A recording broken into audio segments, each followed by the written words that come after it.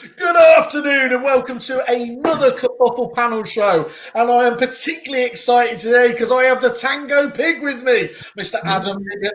Good afternoon. How are you? I'm very well, thank you, Simon. Yeah, all good. I say not quite as orange as I normally am, but hey ho, that's lockdown. You've frozen, Simon. You've actually frozen. That's hysterical. This is the organiser's tech. Oh, no. Yeah. Hello? Hello? What's going on there? Okay, I don't know what that was. Can you hear me okay now? We can.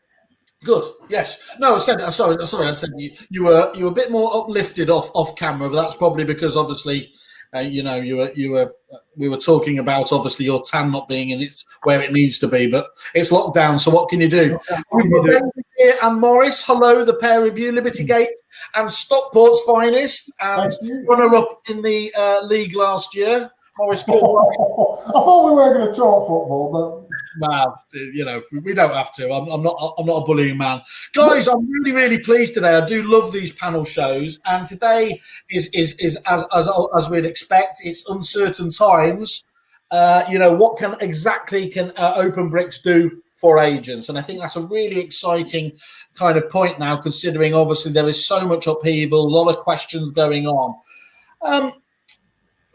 So let me start with you, Adam, to start off with. Like, given these obviously, these worrying times, as the CEO, do you think you know what an agent needs? Well, I hope so, because I was one for 28 years. And right at the coalface, had my own independent agency. Started with one branch, and then I grew it up to 4 and sold at 3.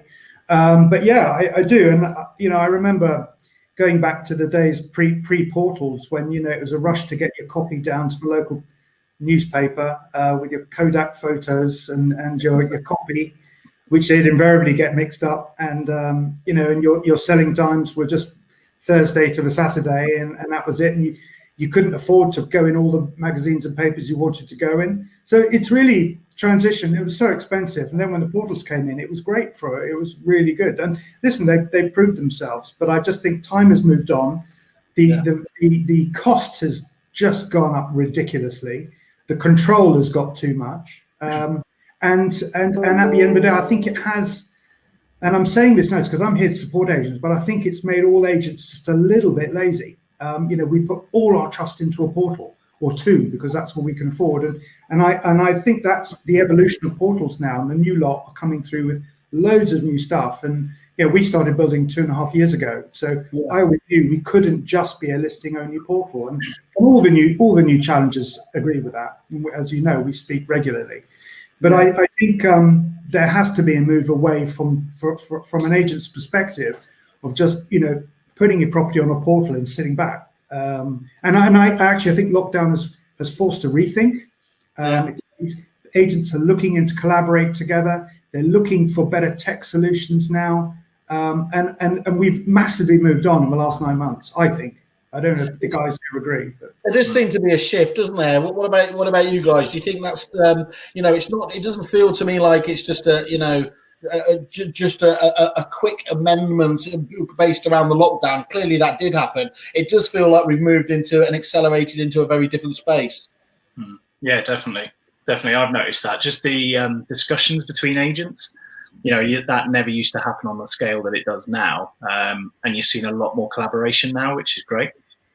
Yeah, and I mean, obviously you're part of the group, aren't you, David? We should probably help explain in terms of obviously together with loads of other agents there.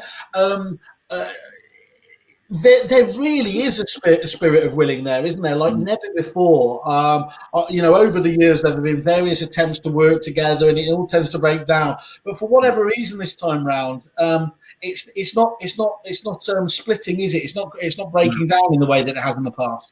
No, and I think part of that was probably driven by the circumstances of lockdown. The way that had to make people rethink about what the future might be.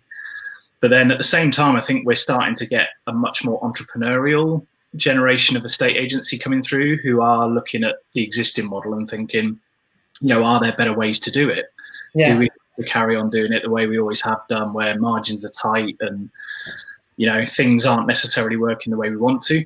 Yeah. But we don't have to wait for all those young bucks, all these tech savvy ones, because it proves here an old horse can learn new tricks. That's probably a bit unkind, Maurice, but as a man who loves his technology without being, I think, a slave to the technology, what does it mean to you at the moment? What at the moment? What are you seeing in your patch? The way that agents are at least liaising with each other before we look at with the wider market. Funnily, and I hope there's none of them. Well, I do hope they're watching, but I don't think there is a great deal of collaboration here. I don't see it. I see it more nationally because of the groups that I'm in. Yeah, with people like David and Adam, and obviously the various groups that you're involved with, Simon. There are certain areas where I think agents are certainly more receptive to the idea of collaboration and working together. Some areas maybe less so. But I think it's absolutely the right way forward. I think we've always been too protective of our own little patch and what we do. It's been very sort of localized, but you know, there's got to be better ways. And I think some of the things that are happening now are definitely right. It's with Adam and OpenBrix is one of the ones I think has brought that about. And I think, as David said, the situation that we found ourselves in March, April was totally unique. It brought people together, and Rightmove put the foot in it straight away, which galvanized a movement. I know they quickly backtracked, but it did galvanize the industry like I've never seen it, and I've been in it 30 years. I know I don't look old enough, but just over 30 years this year. Oh, I'm only 24. Look how well it takes its toll on you. I meant stone, by the way, but anyway. Yeah, so I get your point there, Maurice, in terms of it. You know, yeah, obviously we're not in some big Corbynistic sort of group. You're not popping down the pub with Colin Mellor and spilling all your secrets, are you? Oh my God, what a thought! But you know, I think it is. Do you think it was that literally the tipping point? Because I'm a bit mixed about that whole Rightmove thing. I mean, I mean, it's certainly, obviously, the initial thing, it galvanized and pushed people. When actually all the chips were down, it's like, you know, you couldn't have made a kind of worse, if we're honest, made a worse decision. On the other hand, and as I said, you know, I have as many different faces as I have chins. I think, you know, they did come back with a stellar deal, to be honest, you know, and I know it's kept obviously rolling on and on. So I can't figure out whether, you know, the right or wrong, whether they should have been forgiven. I mean, let's be honest, David, there's a lot of people that really wanted to punish Rightmove, didn't they? And still do. I think that it's fair to say there was a lot more that just wanted a sensible deal and still want to get a sensible deal in terms of there. But do you think that was really the kind of the thing that pushed people over the edge, was that response and the way they delivered it? I think, like Maurice said, it galvanized an already kind of underlying feeling towards Rightmove, that they tended to have a bit of arrogance about their attitude towards the industry, and that initial deal kind of just amplified that even more. So as much as they backtracked and changed and came back with something that really did help the industry, you kind of can't get over the fact that their initial response was to protect themselves and not, you know, their clients. Yeah. So I think that is a hard thing for them to kind of get over now. And you know, they've got to kind of come back now with something to say, how do we help agents with the future? Because let's face it, it's going to get rocky. And what they do next is really going to dictate how it happens. It's not just for Manana, is it? It's, look, you know, this is a challenging period here, and a lot of people would say, anyway, I always liken it to the fact that when the missus gets a bunch of flowers, it's invariably because I've done something heinous.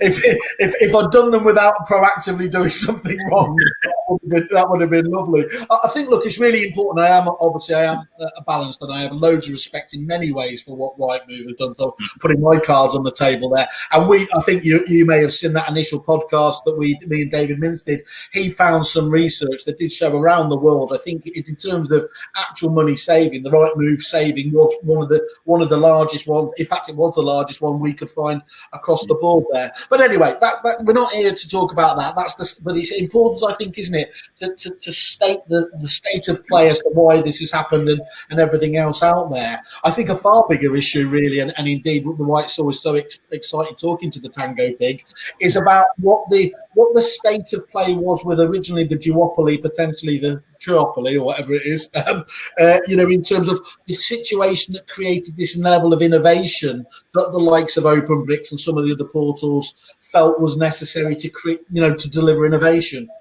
Yeah, I mean, look, we started building this 3 years ago. So OpenBrix, it wasn't something that came out of the pandemic. We started this in 2017. I got on board in 2018, and it's been a very long 2 years.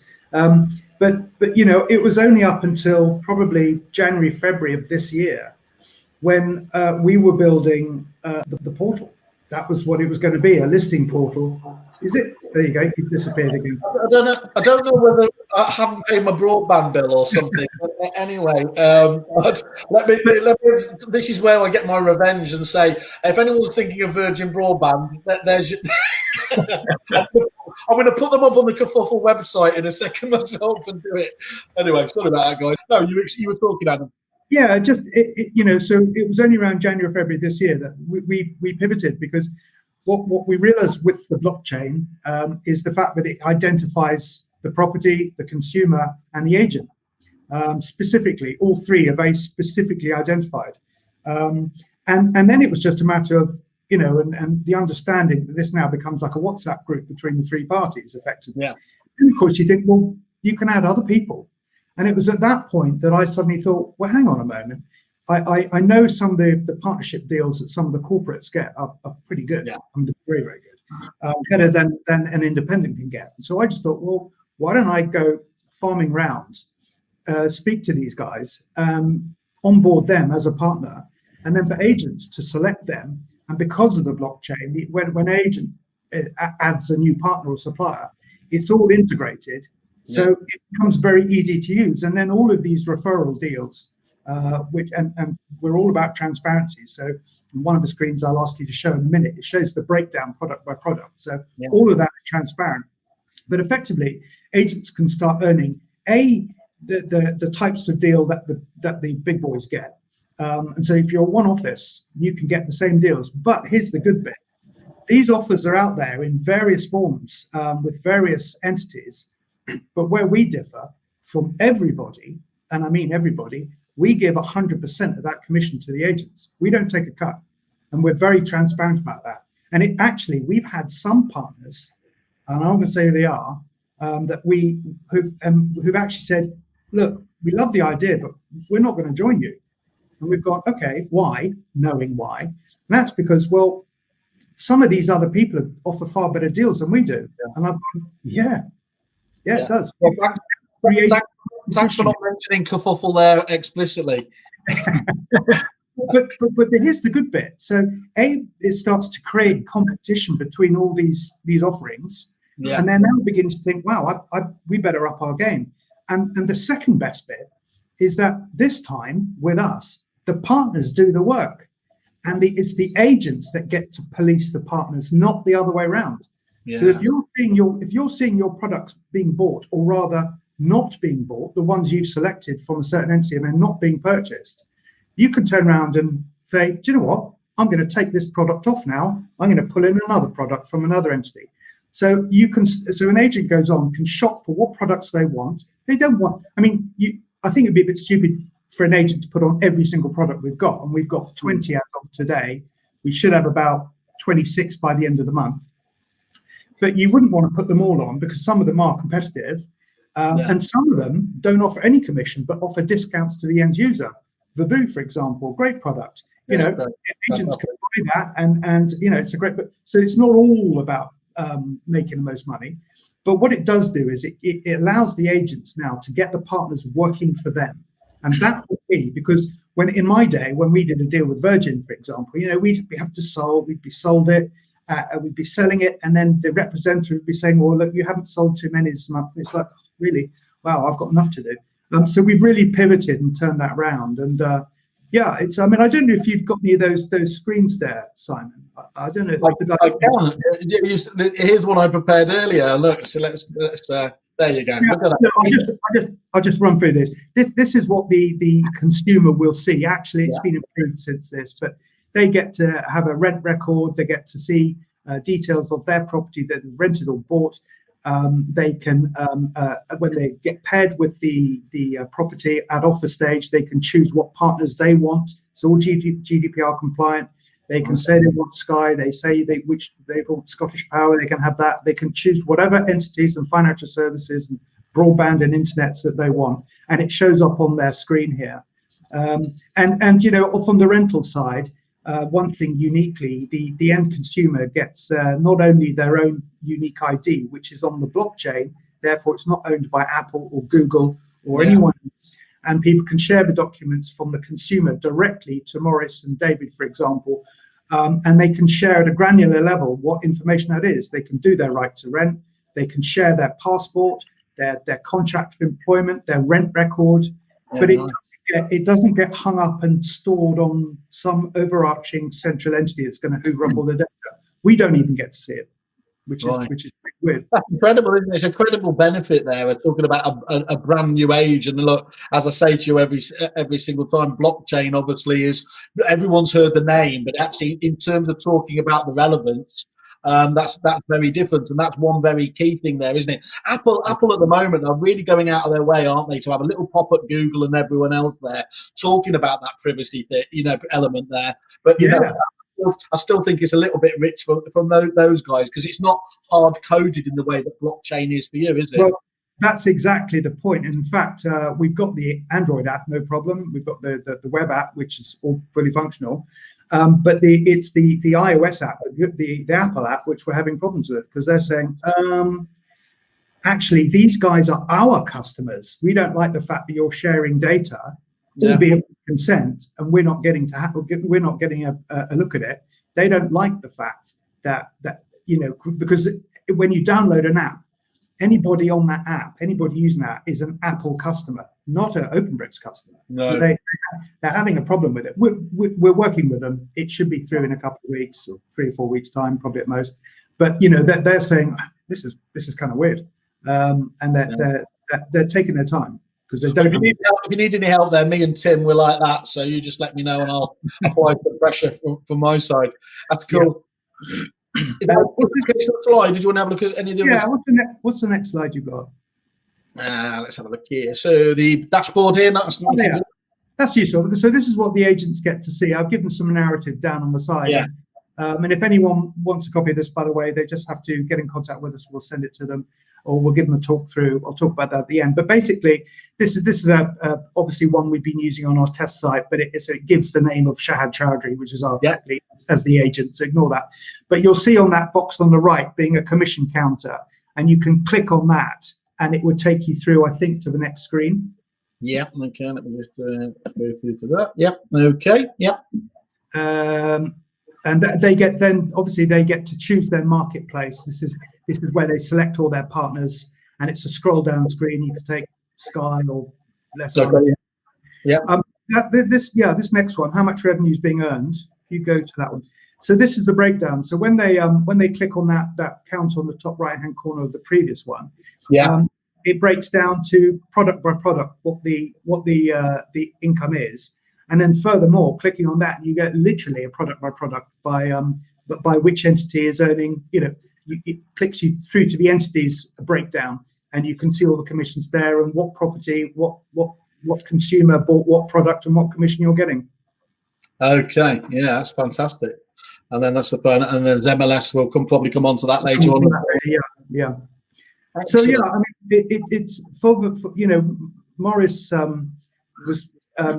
Very, very straight to the point with me when I had a chat with him a few months ago. He was saying, look, I don't really get the portal, I don't really get the blockchain thing, but look, I do get this partnership. Talk to me about the money. How does it work? And and it's great to get this sort of feedback. And you know, as an agent, the bit I would be interested in right now is what revenues can I earn. I'm being brutally honest. So we pivoted back in February to bring this out. So you know, much before beginning of February, we hadn't even thought of this. So we've really motored it through. And it's funny now that, you know, one or two other of the new portals are trying quickly to catch up. But even they, I'm not going to mention, be drawn on who they are. You know who they are. Property Pac-Man. Come on, answer the question. No, I won't. But you can guess. But you know, the thing is, they're not giving all the commissions. They're taking out a decent 40%. So yeah, it's not. I hope obviously if Morris has put all this work in, some of the IPs is it'd be horrible to think that he's not getting a massive share of this. My question here was that I was given this question, Morris. He said it was to ask how long you've been an agent, and that we know that's when chicken used to taste like chicken. So we've dealt with that one. We've mentioned you're Stockport's finest, aren't you? So you're obviously one of the strongest independent agents I know not just in the area, around the country there. And then to tee it up there, it was what attracted you to OpenBrix. And there's been a few clues over the previous minute. Let me have a think. I think what's really important, if there are agents watching, and this is the crux, I think, and really important, is that I see OpenBrix as not another portal. Okay. Because I think that's really important for people for agents in particular, not to think, oh, Christ, it's just another portal. We've got more than enough portals. We don't need another one. And I think that's a very short-sighted view from an agency point of view because of the things that we're talking about. You have the blockchain, you have the protection of that. But from an agency point of view, it appealed to me was when we started talking to Adam was, well, we're doing all these partnerships and you will be getting 100% of the commission that you make on the product sales. So straight away, you're thinking, well, you can put your tenants on here, you can put your applicants, you can put whoever you want into the system. And there's a potential monetary benefit from these customers that you don't have as a rule of thumb from these various clients. So that was the real attraction. The portal, fine. It's a good portal. It's very attractive. I think it's very well put together. Yeah. But from an agent's point of view, it's the back end stuff that really caught my eye. And I think that's the real massive selling plus for any agent who's thinking, well, why should I go to OpenBrix? There are various other things that we're going to discuss today, but that's a really important differentiator, I think. That was the USB, yeah. I think it's one of the things I've noticed talking to the agents over years is agents obviously know that there's a lot of money to be made from third parties, referrals and everything else. But it's always one of those spinning plates waiting to be delivered because actually as a smaller independent agent, you're getting on and just working. Who has the time, energy to explore many of those ones? Exactly. What I think about tie-ups like this is Adam and his team can develop and nurture those relationships and give you the ability to actually do that without you breaking, Morris, from your day-to-day business of obviously, making obviously Kilbride's one of the best agents in the area. And in fact, I've come just on that subject. Michelle's just jumped in with, I've seen Morris's agency since I was a small child. He's very well known and a very good agent. There you are. So look, I promise. Thank you later, Michelle. Yes. Thanks for typing that out there, Morris. No, it wasn't you. It wasn't. I would just say is that you're in a bit of trouble, actually, Adam. I don't know what did happen to his invite, but Murray's he's not happy. Shall I just explain that it was we were limiting this to about 45 minutes to an hour, and if Murray was on, it would have been a 3-hour show. Actually, I should mention Murray as well because these guys have been great. Murray's been as great with the feedback as well. If I was allowed another person, Murray, you would definitely been on it. You can blame it down to the fact that my fat head fills most of the screen. So sorry, it was that you were that was the thing there. And Morris, just again, what else do you think it's going to bring to actually to Kilbride? What's it going to do for your actual clients? Well, I think that the benefits of being able to shop around and get your other products that are available, your insurances, your TV, your broadband, all these sort of things. Everybody's looking at cost now. It's been a tough year for everybody, and cost is really important. So if you can shop around in one place and you can find the best deals that are on offer, I think that's really important for your clients. And I think Adam touched on it before, and I can say hand on heart that I would offer the best products even if there was nothing in it for me. If it's the right product for the client, that's important. And it's because, you don't want them just to think, oh, they're just offering this because they're making a few quid on it. If there are products out there that will benefit the client, offer a really good product at a competitive rate, even if we don't get anything on that particular product, fine. It's what's going to be working for the client, and that's where I see the benefit. Okay, and I mentioned before, in terms of there's lots of work. Is it true that you are able to get this revenue for doing relatively little effort, essentially there? That's what Adam tells me, so I believe what he tells me. No, absolutely, because it's all in one place, and I think you touched on it, Simon. We know we can get insurance products from our various suppliers of rent guarantees and things like this, but I don't know what the hell they're doing half the time. You don't see it. Yeah. You just don't see it. They'll say, we'll go and deal with it for you.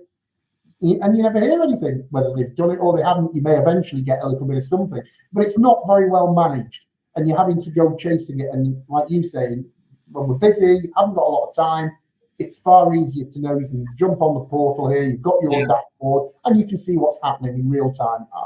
Well, you see it in any normal agency as well, though, John Morris, where you quite often, let's face it, the two main revenue streams normally, okay, this month we're going to have a focus on conveyancing, and FS goes down like that. Then like whack-a-mole, you say the next month we're going to focus on the, mortgages there, and conveyancing comes off. To try and then layer in things like utilities and everything else on the back of it, for your negs in the front office, it's like, well, look, which one do you want me to look at? Absolutely. You just raise their eyes when you talk about all these things. You're putting more and more pressure on them to do more and more. And really, they're not insurance salesmen or TV products and things like that. That's not what they are.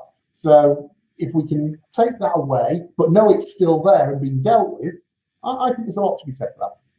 I would jump in actually. Also, we see our responsibility here at OpenBrix is to manage those partnerships as well. So if we start getting feedback from agents to say, look, we're not very happy with this product, and we're not saying no to any product or any entities they want to join, they can join, because it's about transparency. But we want to help them. So some have joined and they didn't look very good on our site. And it's just badly put together and badly worded. And so we went back and helped them and say, actually, look, let's make you look a bit better. We want to manage it. So if the agents start giving us feedback that a product or one offering is really not up to scratch, I want to know about it and I'll go and deal with it. Our job is to manage these relationships for the agents. So it's going to be very interesting. I mean, let's make it really interesting, and maybe it's putting you on the spot a bit unfairly, but what are the sorts of extra revenue referral fees that might be available for one office agent? Because I think that, let's get to the crux of it. That's what people are going to be asking, isn't it? Well, listen, first of all, I have got some figures, but I've had to base it because there's wide selections of property, different values. So the commissions will vary depending on property price, rental price, how many occupants so it's very difficult to give you, but we've worked out an average based on the UK average house price and the average UK letting, and the average take up based on about 3 or 4 of the larger tenant offerings, because I can't go and transfer. We've got 20 on board now. I can give you some names later, but if we've got time. But it roughly works out to potentially, and this is an average, £835 per sale and £540 per let. Wow. That's quite a lot of money. So if you're very punchy, it is a lot, because don't forget, and the other interesting point here, which I haven't factored in here, is that every single one of our partners, and they don't say this to the corporates directly, they say quite the opposite. What they've said to us is, we will do more sales than the agents do, because we know what we're doing. We're going to push the specialisation point again, isn't it? As Morris said, you took it to a negotiator whose heart's not in it, the knowledge isn't there. You're not going to get the throughput of conversion, are you, that you would expect elsewhere? Yeah. Okay.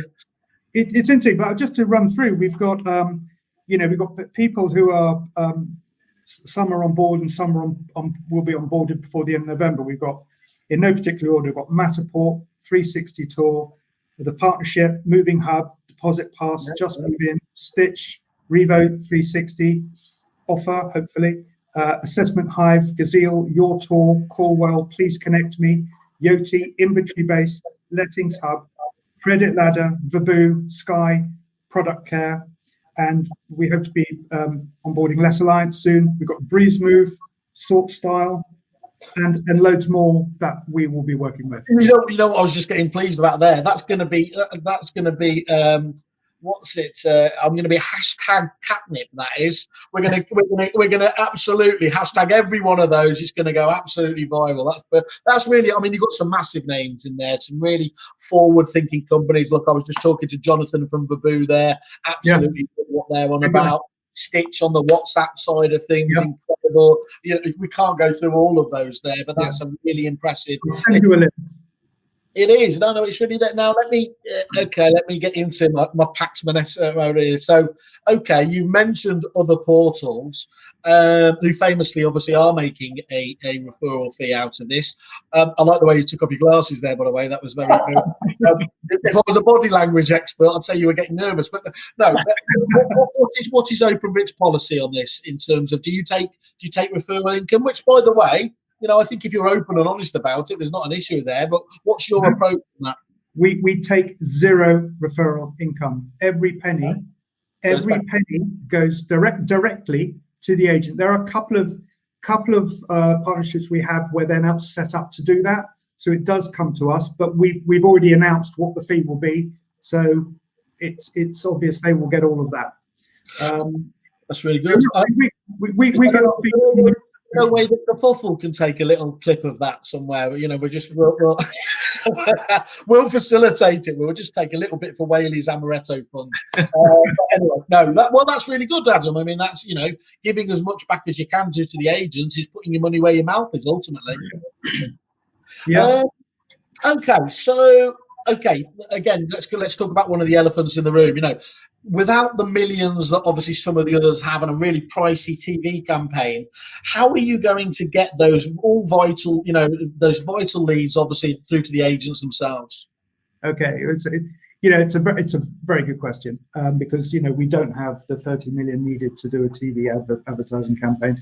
And actually, if I had it, I probably wouldn't do it anyway. I think there's other ways of doing it, but it's not an option anyway. So how are we going to do it? Well, we are saying, look, guys, we have actually genuinely built this for you to earn money, and you will end up controlling it because the way the blockchain works, we don't control it already. We couldn't even collapse this right now. We wanted to spit our dummy and walk away. We can't take the portal with us. It's there. It's on a public community blockchain. So we're asking for the agents to do exactly what Maurice has just indicated by, you know, put your leads on there. Once you get an offer, pair them with the property, put your back end on, put the all your managed tenancies, maximize everything, and you know those consumers get the benefits, so they get ongoing benefits as well. And we feel the portal will build up in time, and it depends on the take up. Look, if we were to get say in a perfect world, we end up with 40, albeit an equal share, 40% of the market, portal market. We've got that, 40% of the agencies on there. Within 12 months, we would have all the consumer eyeballs we need. So it's a question of, look, we'll generate the income from you guys by pairing the end user. You're strengthening the portal, so the portal element will come. It will. But we're gonna grow. We've got plans for early 2021, financial plans. We're going to build this up. We've got a marketing campaign. We're using a lot of social media. Yeah, we're even using places like Kerfuffle. You know, we want to get our name out there, and we want the agents to support us. We make no bones about it because, you know, without the agent support, there's not a single portal that will ever work. We've only worked because the agent supported it. Famously, we all forget it now, didn't happen overnight. No, it didn't. So, and the other things which we're talking about, which has been more sort of David's baby, really, was the MLS. I don't know if you want to bring David in on this because this was very much his absolutely. idea. Well, I was going to say it was a bit unkind considering Maurice has been just dominating everything as he always, just like on Twitter, he owns it there. But yeah, Murray again, not to be outdone. He said David is the talker apparently. So we'll give you a platform here. So, what is it about the MLS side of things that excites you, that interests you, then, David? I just think it started with the conversations in the Facebook groups where people really started resonating with the concept of an MLS, and that with more agents collaborating and looking at ways of evolving, it just became an option, I think. And that's when I sort of had a chat with Adam, looked at the infrastructure of the blockchain and how that could facilitate something like that. And then it kind of grew from there, really, where it's grown into what it has now. And I'm genuinely excited about getting up and running and doing it. And I've spoken to a number of agents in our local area, and we're already starting to collaborate on deals and effectively do the MLS, but without a platform to facilitate it yet. But I just think it's you see elements of the MLS already working with Lonres and other. I was going to say, Dave, just so people, for anyone that doesn't get that element there, obviously, people saying, why doesn't it work in this country? Well, Lonres has been proving in central London for many years that the concept does, to a lesser degree, maybe. Obviously, Team was huge, wasn't it, across the south for many, many years. But people have been looking at the likes, and let's be honest, the States primarily, isn't it? And it is just that ability to essentially multi-list across different, across the portal, collaborating with other agents, isn't it, to get the biggest possible exposure. Ergo, what Adam was saying before, if you're doing the best thing for your clients, you're going to get the best result anyway, aren't you? Yeah, and it's about opening up the market. It's saying, rather than the way we've operated up until now, where agents cling on to their own listings and they get very protective over it, and until they're out of contract, does the market kind of open up for that particular property? Now you've got an opportunity where you have the widest possible exposure, and whether that's agents in your local area, nationally, or even worldwide. And I think, Adam will even say that there's so many agents from overseas now who are really excited of the prospect of being able to work with UK agents. So I couldn't believe when we opened in Australia. We share a loose, tenuous common language. They do destroy any real part of the Queen's English they can do. I couldn't believe, though, given what an absolutely strong and dominant position we had at the time in terms of the UK market, how few and how little collaboration went on. I mean, I know they're on the other side there, but there is a lot of traffic back and forth. And you look at it out there, what do they call it? The Spriff guys would call it data lakes. They all still absolutely separate at the moment, aren't they? And that they don't work together. Now, let's not pretend that this is going to be like, the majority of the traffic or anything like it. But there's no doubt at all in this globalized world that there's got to be a valuable sort of and growing importance from working together on that basis. Yeah. I mean, to jump in here, we've David alluded that we've about overseas agents, and we've had a lot of overseas interest, and I say interest, I mean overseas agents are saying, when can we sign up, because they want to be able to sell UK property, and they've got buyers, and it would be I had one agent turned around to me and said, this is like the UK's open for business for the first time ever. From that perspective, so it is good. And the point about the MLS, and this is what David was really helpful with, because we worked with we're looking at some MLSs in Canada, and we looked at some in Europe, in America, and some in Europe. What works over there wouldn't work here. So we've come up, and very much with David's help on this, a very quintessentially British version of an MLS. So people think, I don't want to share my property with everybody. I want to take what the Yanks are doing. I want to see a proper look. We didn't vote to get out, so that we suddenly then let's keep it British. Go on then, tell me how we're making it work. But it's so when you join the MLS, if you were there, you don't have to put any of your property on. You can fish for other properties and claim other properties. But if you do want to put a property on, you can put on as many or as little properties as you like, and it doesn't have to go to the whole UK MLS. You can set up your own networks with, as David said, with us sort of 6 or 7 local agents, and then you can have another network of county agents. And sure, if you're getting desperate, it's the last week of your contract, by all means, stick it on the whole of the MLS. But it gives the agents the control, say who it goes to and where they can market, and that where they can market it. So commission. I'm just checking some legal terms here because I was, as I said, I was there. I remember going back long red many years ago, and I think it's certainly not true now. One of the frustrations was with Central London that there was what they unkindly called the established firms called bottom feeders, who never put on listings onto it. They just jumped on top and perceived to just kind of be hanging on, and that was just a one size fits all. I believe they did change it in the end to enable exactly what you spoke about. If you have that relationship that you work closely with, to be able to have that is a fantastic asset. Knowing that they share the same values, customer service, everything else on top of it is really nice, isn't it? Yeah, it is. I mean, I'm just going to ask David a question here, because I know you've got one quite luxury, lovely property at the moment, Liberty Gates Marketing, but it does look absolutely superb. On for just short of 5 million, is that right? Yeah. Yeah. So that's down there, isn't it? It's all of Nottingham. No, I'm kidding. But it something like that. It's a very unusual property. So, and as I think, David, you've alluded to this, you feel that I reckon you're the one who's going to sell this, but you're probably going to end up selling it or collaborating with someone else. Yeah. And if you were to just leave that within your own network, you probably wouldn't sell it. No. But I mean, you haven't sold it yet, but you're odds on. You're odds on. And part of that strategy with that property was, trying to find somebody that can afford a £5 million home in the middle of a pandemic in Nottinghamshire is like a needle in a haystack. So for me, it's about, right, how do I get the maximum exposure for that property in the right places, whether that's London, whether it's across the UK, even worldwide to a degree, because it's an incredible property that attracts people's attention. And all I need is somebody to go, oh, this might be of interest to so-and-so, or I know somebody that's in the market, and that's everything has been thrown at that, from picking up the phone, speaking to other agents, doing a YouTube video, because it's about getting eyeballs on it. Yeah.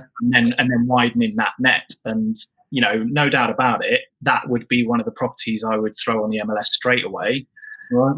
And because there's an attractive big fee involved in that I can clearly say to other agents, look, there's a hefty fee for you here if you introduce a buyer, because ultimately we need to get the deal done for the vendor. And I in essence don't care where the buyer comes from. Yeah. just, you know, it's widening that net and allowing everybody to have the opportunity to see it. Yeah. I think it's got, and we're just, I mean, it's been tested and tested. What we're doing now is just doing the tutorial that goes with it. So that really will be ready now within a couple of weeks, ready to go. Not great timing, just before Christmas, but, you know, there's no rush. But agents can start putting their property on. And you know what, if they want to join and not put any properties on, they can do that. They're likely they'll pay a little bit more if they're not going to subscribe to put any property on. Even by putting one on brings the price down quite a bit. So 55 quid a month.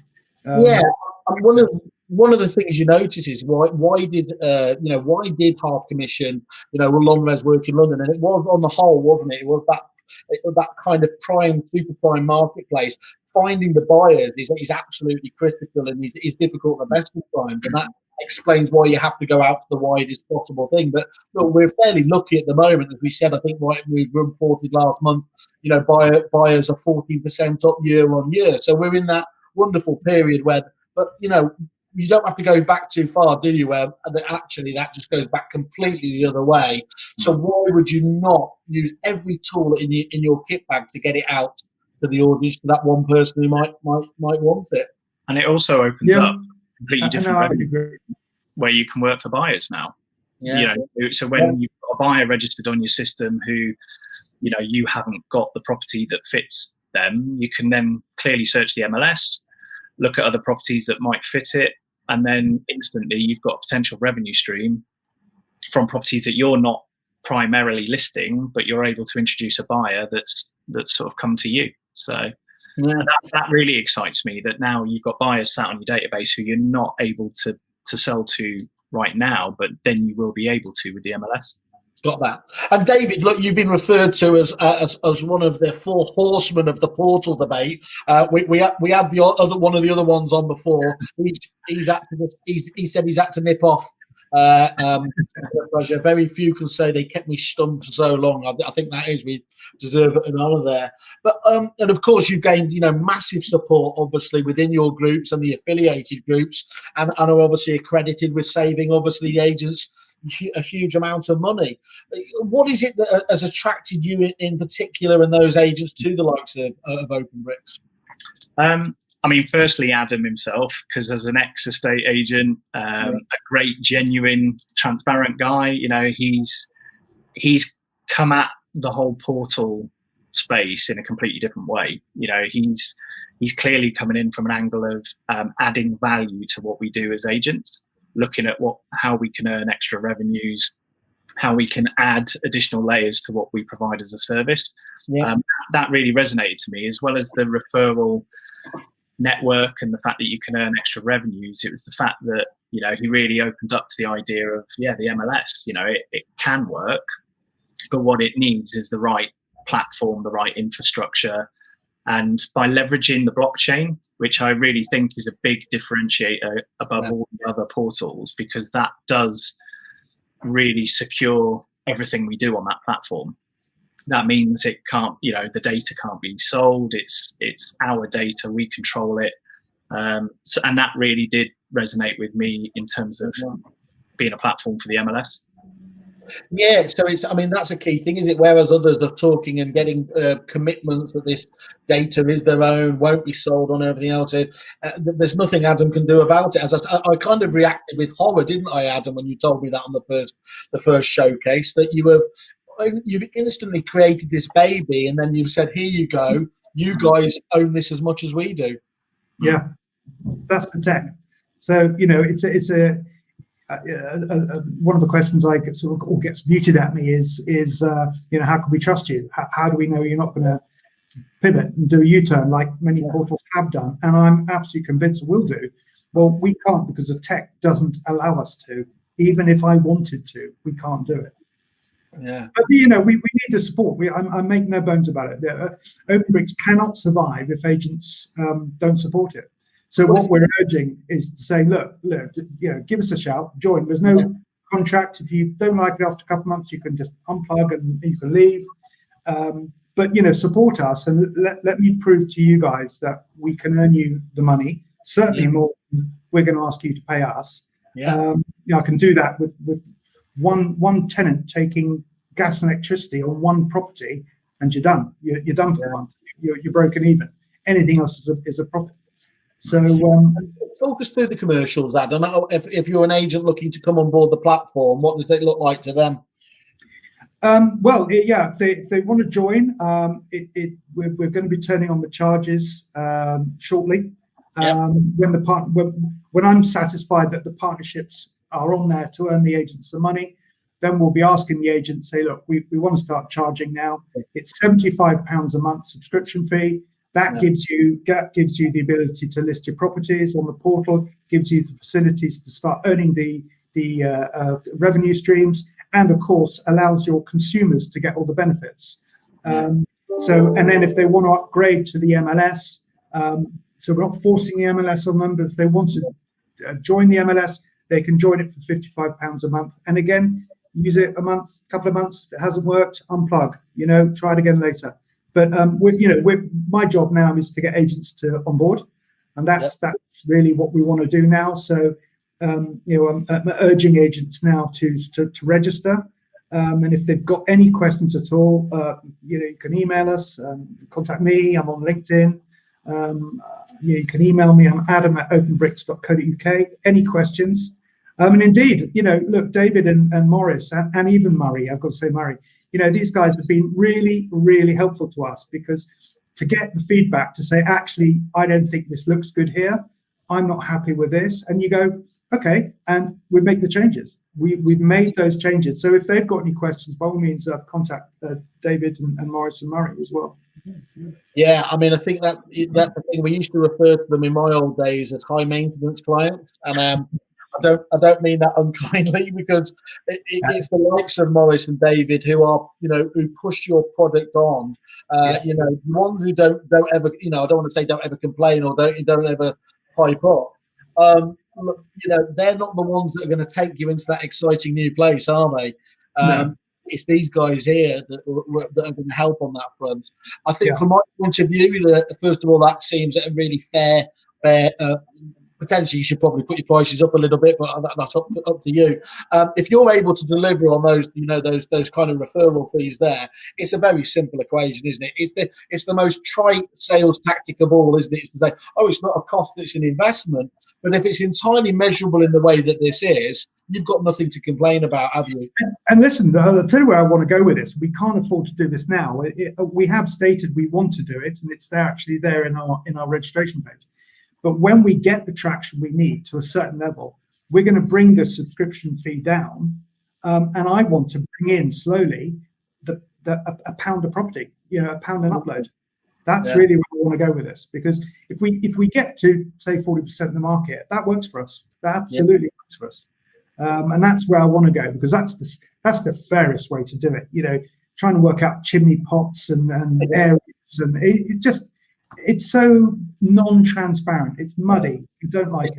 It's also a financial model even I can understand, which is at that level as well. So I don't need a calculator for that, which is quite effective. Well, look, I think as you said, you can reach out to them directly. Go to obviously the landing page there as well, and there's a lovely big pink, everything's pink, obviously, contact me button, and those go straight through to Adam and the team there. I think it's a case of put your money where your mouth is, or very little money, really, in terms of, you've complained for years about the state of the portal market and the web, everything else. A company has come up, it needs your support, and I'd encourage everybody to get in touch with Adam and find out a little bit more. So Adam, I'd like to say thank you very much to yourself. David and Morris, fantastic to getting behind this, and wish you all the very best. And I suppose, actually, there's just one query here that I wanted to do. James mentioned the point here. He just said, which partners and products are actually available to customers on the site? I think we went through that afterwards, though, didn't we, Dave? Didn't we, Adam? And I think he can get in contact with you and get that full list, I'm assuming, off you anyway. Yeah, absolutely. I'll email it to you, actually, Simon. I'll email it to you. That's brilliant. That's great. We'll post that up in all the normal places. Get that up. Guys, thank you very much. Lovely, enjoyable. There. I will see you on Twitter in the coming hours, Morris, okay? Speak to you soon, guys. Thank you very much. Guys.